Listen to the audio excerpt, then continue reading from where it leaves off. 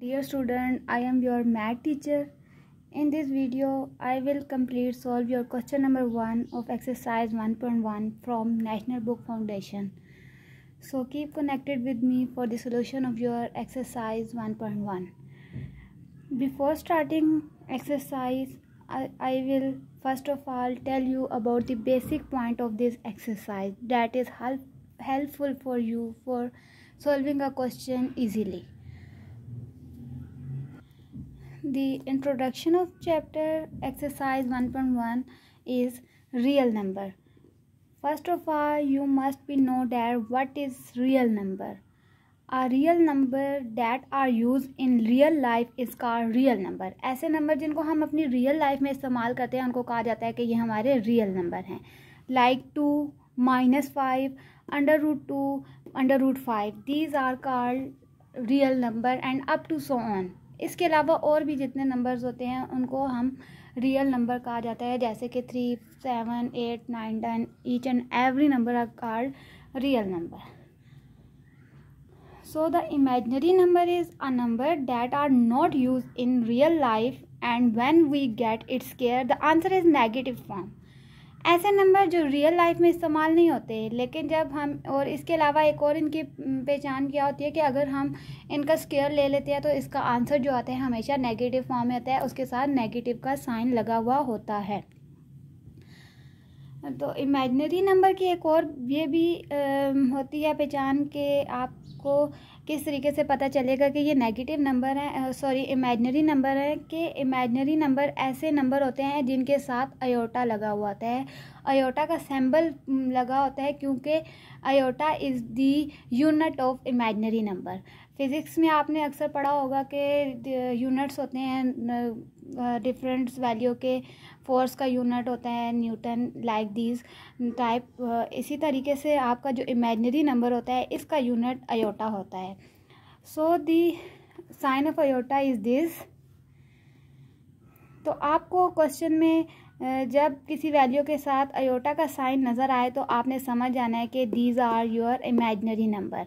आपको क्वेश्चन में पूछा जा सकता है कि डिफरेंट बताएं रियल नंबर और इमेजिनरी नंबर में, तो आपने क्या करना है समझ जाना है कि जो अयोटा के बगैर होंगे वो आपके रियल नंबर होंगे, जिनके साथ अयोटा होगा वो आपका इमेजिनरी नंबर होगा. After that is your complex number. अब कम्प्लेक्स नंबर क्या होते हैं? The combination of real and imaginary number is called complex number. ऐसे नंबर जिनके पास रियल नंबर भी होते हैं, इमेजिनरी नंबर भी होते हैं, उनको हम कहते हैं कि ये हमारे कम्प्लेक्स नंबर है. जैसे कि एग्जांपल है a + b अयोटा. आपके ये कम्प्लेक्स नंबर है. कम्प्लेक्स नंबर क्यों है? क्योंकि यहाँ पे रियल नंबर भी मौजूद है और इमेजिनरी नंबर भी मौजूद है. दोनों नंबर जब एक इक्वेशन में मौजूद हो तो हम कह सकते हैं कि ये हमारे कम्प्लेक्स नंबर है. देन इसके अलावा आपको क्वेश्चन में पूछा जाएगा कि conjugate of the complex number. आपको कहा जाएगा कि find the conjugate of the complex number या how to find the conjugate. So conjugate के लिए आप क्या करते हैं? In conjugate change the sign of number imaginary number. आपने क्या करना होता है? इमेजिनरी नंबर के साइन को चेंज कर देना होता है. इस अगर एग्जांपल को आप देखें तो आपको इजीली समझ आ जाएगा कि z = a + b अयोटा है. इसका जब हमने कॉन्जुगेट लिया तो हम ये z के ऊपर बार आएगा क्योंकि कॉन्जुगेट लिया जा रहा है. Then a - b iota. यहाँ पे प्लस था, यहाँ पे माइनस हो गया क्योंकि साइन चेंज होने के बाद जो आंसर आता है उसको कहा जाता है कि कॉन्जुगेट ऑफ दिस नंबर. इसके अलावा दो और चीज़ें जो आपने याद रखनी है इस एक्सरसाइज के लिए कि आपका जो अयोटा स्क्वायर होता है हमेशा इक्वल होता है -1 के, जबकि अयोटा इक्वल होता है equal √-1. These 2 points are very much important for your exercise. तकरीबन हर क्वेश्चन में इन वैल्यूज़ के बारे में पूछा जाएगा और ये लाजमी आपको पता होनी चाहिए कि ये इसके इक्वल है ताकि आप इजीली क्वेश्चन सॉल्व कर सकें. Hopefully introduction of the chapter is clear. After introduction I will move to question number 1 of exercise 1.1 is that question number 1 is simplify and express in term of iota Y. आपने क्या करना है? Iota y में इसको simplify करना है, find out करना है. सो आपका क्वेश्चन क्या है? √3 है. आपने इसको कैसे सॉल्व करना है? यहाँ पे √-3 है तो आपने क्या करना होता है? 3 को अलग लिख देना है. माइनस की वजह से माइनस वाले साइन को अलग से -1 में पुट कर देना है. देन √3 मल्टीप्लाई √-1 आएगा।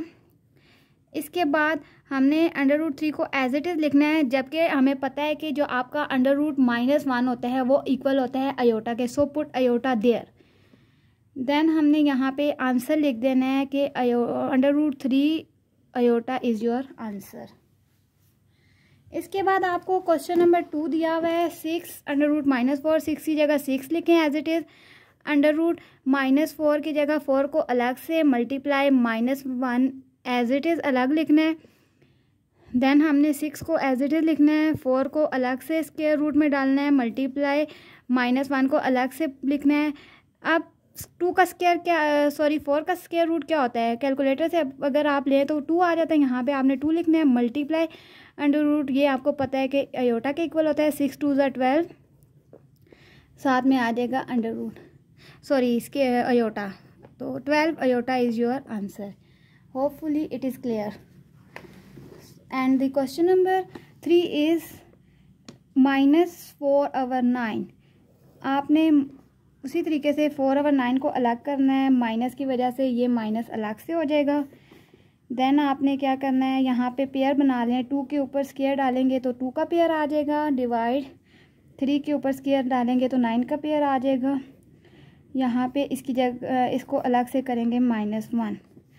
सो स्क्वायर से कट जाता है। आपको पता है कि जब भी स्क्वायर रूट के ऊपर अगर किसी वैल्यू पे स्क्वायर आए तो वो स्क्वायर रूट के साथ काट के स्क्वायर रूट ख़त्म हो जाता है, उसको स्क्वायर रूट के बगैर लिख देंगे 2/3 एंड इसकी जगह इसकी वैल्यू अयोटा पुट कर देंगे। Question number 3 is completed. Question number 4 is -√-20। आपने क्या करना है, माइनस लिखना है, उसी तरीके से 20 को मल्टीप्लाई -1 अलग कर देना है, माइनस एज इट इज़ 20 × √-1। यहाँ पे इसका हम लोग लेंगे स्क्वायर रूट, एलसीएम ले लेंगे, तो 2 के टेबल से लिया 10 आया, फिर 2 के टेबल में 10 5 ज़ार आता है, 5 1 ज़ार 5, तो 2 का स्क्वायर बन रहा है क्योंकि 2/2 है, मल्टीप्लाई 5 × अयोटा। इसकी जगह हम अयोटा की वैल्यू पुट कर देंगे क्योंकि ये इक्वल है। यहाँ पे ये स्क्वायर से ख़त्म हो जाएगा तो आ जाता है 2 जो है वो स्क्वायर रूट के बाहर आ जाता है, इसके अंदर √5 और अयोटा इसके साथ मल्टीप्लाई होके this is your answer. Now question number 5 is 4 -√16 multiply -1, 4 -√60 multiply √-1, 4 -60 का यहाँ पे मैंने एलसीएम लिया हुआ है, तो इस एलसीएम में 2 के टेबल से लिया तो 30 आता है, फिर 30 2 ज़ा 15 2 ज़ा 30 आता है, 3 के टेबल में 15 लिया, 5 1 ज़ा 5, तो 2 के ऊपर पेयर आ रहा था, 3 एक बार आया है, 5 एक बार आया है, ये एलसीएम ले लिया, यहाँ पे इसकी जगह अयोटा पुट कर देंगे। 4 पेयर की वजह से ये ख़त्म हो जाएगा, देन 3 5 ज़ा 15 and iota is answer. 4 -2 √15 iota is your answer. Then question number 6 is your last question of this part. -8 की जगह 8 मल्टीप्लाई -1 2 आएगा,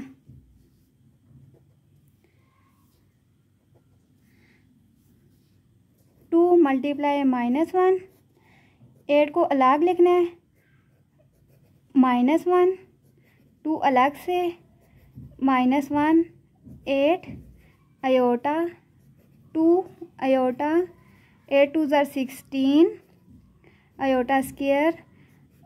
इंट्रोडक्शन में आपको बता चुके हैं कि अयोटा स्क्वायर जो होता है वो -1 के इक्वल होता है, सो पुट देयर -1, √16 जो होता है वो इक्वल होता है 4 के। कैलकुलेटर से आप ये वैल्यू निकाल सकते हैं, -1 एज इट इज़, ये मल्टीप्लाई होगा तो -4 is your answer. Hopefully question number 1 is completed.